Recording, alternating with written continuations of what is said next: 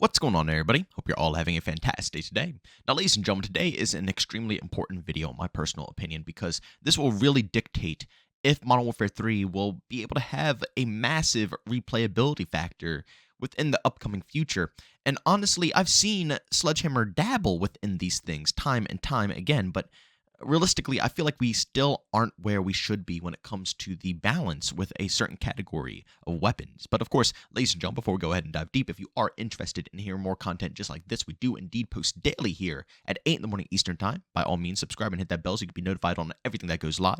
And last but not least, we do go ahead and stream over on Kick pretty much daily besides Sundays. So if you are interested in any of that stuff, by all means, you can find a link to my Kick channel and all my other socials like Twitter and Discord down in the description of this video. So ladies and gentlemen, today I wanted to go ahead and hyper-focus the Modern Warfare 2 weapons in Modern Warfare 3. I'll be honest, I've been taking a decent break from actually giving them a shot because obviously I wanted to go ahead and hyper-focus all the Modern Warfare 3 guns, learn all of them, see which ones I enjoy, what attachments are the best, so on and so forth. You know, it's a brand new game, so I wanted to dabble within those guns. But of course, as we all know, one of the biggest selling factors of Modern Warfare 3 was the fact that all of the Modern Warfare 2 content, well, not all of it, because I wish it was more maps and stuff of that sort, but it's not. Just the weapons have been transferred over to Modern Warfare 3, which was supposed to add a ton of variety to the game. You know, you're going to have a massive catalog of weapons to go ahead and mess around with. And honestly, you want to know what's hilarious? The fact that the whole community is outraged about people going ahead and using those weapons. You know, the whole life cycle, well, not the life cycle, but the whole pre-game cycle of Modern Warfare 3, when that was the main news, everybody was so psyched that there's going to be a tremendous amount of content within this game. Everybody was so pumped. They're like, yes, you know, that's great news. Whether I like the game or hate the game, you know, this is a step in the right direction, transferring over previous content into the next game to make sure that it's a ton of stuff to go ahead and play around with. And then the game drops, and if you use a Modern Warfare 2 gun, you automatically get yelled at. You get called a sweat lord. You get called, you know, a no-life. For what purpose? I don't get that logic. It's a little off topic here, but I just thought it's hilarious because so many people get so butthurt when you use Modern Warfare 2 weapons, when funny enough, the Modern Warfare 2 weapons are worse than the Modern Warfare 3 guns. You know, they're not even close to being able to compete with meta, but people still get so hurt over you using any of the Modern Warfare 2 categories. But let's get right back to the main topic of today's video, the Modern Warfare 2 weapons. Now, if you go ahead and use these bad boys, you can see that they can compete. They can definitely compete, especially after the recent update that happened with the mid-season event. They did a massive overhaul of all the Modern Warfare 2 guns. But what I noticed is that they pretty much overhauled everything that was irrelevant to the weapons not working properly. Yeah, maybe some damage, you know, things were buffed or nerfed or rearranged, ranges were messed with, so on and so forth. But that's not really what makes the weapons disgusting compared to Modern Warfare 3 guns. What makes the weapons disgusting is the horrifying. When I say horrifying, I mean horrifying visual recoil that is on these weapons. Yes, the thing that made Modern Warfare 2 2022 so awful, you know, minus the fact that the ADS speeds were bad, the strafe speeds were bad, so on and so forth. But the visual recoil topped it all. It basically made every gunfight almost feel randomized. You know, in a Call of Duty game, where you look, where you point, you shoot, you connect, right? That's always been the simple technique of it. And obviously, as we go into the future with other FPS games, and also Call of Duty kind of, you know, picked up this, you know, habit as well, we start to get actual recoil patterns. So you can actually track your targets and you know where your gun is going to go, where it's going to bounce, at what time it's going to bounce, how many bullets you need to take until it bounces in that direction, so on and so forth. You can get it down to the T, down to the science, and you can know exactly how to handle a weapon and get used to it. But in Modern Warfare 2 2022, the visual recoil made it so every single gunfight that you get in, once again, like I said earlier, feels randomized. And that visual recoil has leaked over to Modern Warfare 3, which, again, makes the Modern Warfare 2 guns horrifying. Again, I'm happy that they went ahead and touched upon a lot of the Modern Warfare 2 2022 weapons, and I'm very happy that they did what they did with the Season, obviously, 1 Reloaded update. But what they did is completely besides the point of what needed to be fixed. And I really hope that Sledgehammer Games comes out here and touches upon this, because these Modern Warfare 2 guns are fun, especially as you can see right here in this gameplay. Now, I will say I am versing, you know, I don't want to call, I hate calling people noobs that I go up against because I don't know if they watch my content, but I would say that this is definitely much more of a noob lobby compared to, you know, one of my sweat lobbies. So, you know, it's a little bit easier to go ahead and compete with one of these Modern Warfare 2 2022 weapons.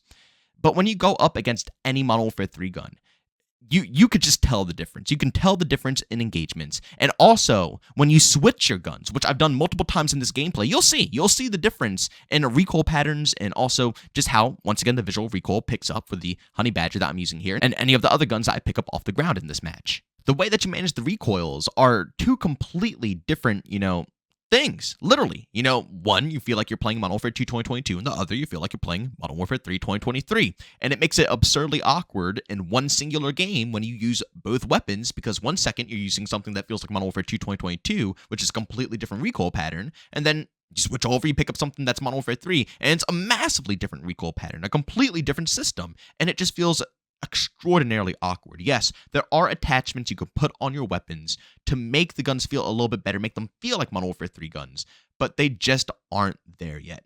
The Modern Warfare 3 category, I love the way the Modern Warfare 3 guns felt, and I was really hoping that they would make the Modern Warfare 2 guns feel this way, but I'm telling you, that is one thing they have to focus on, the visual recoil, the visual noise of your weapon. And also, barrels. When you put on heavier attachments on your Modern Warfare 2 2022 weapons, you are severely slowed down. Just like in Modern Warfare 2 2022, one of the biggest complaints is that you couldn't put any attachments on your gun without it killing your ADS speeds and making you turn into a slug, which once again, A, slows down the gameplay, and B, makes people hold angles all the time, hold, ADS angles all the time, and they don't want to unzoom because it takes 2 years to even get their scope up to their sight line, so they don't even bother.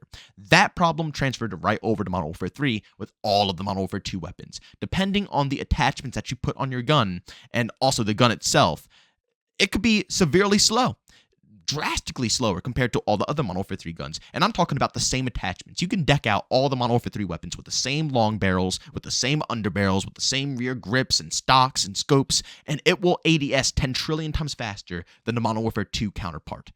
Do you see the problem here? Do you see where we're running into an issue? Again,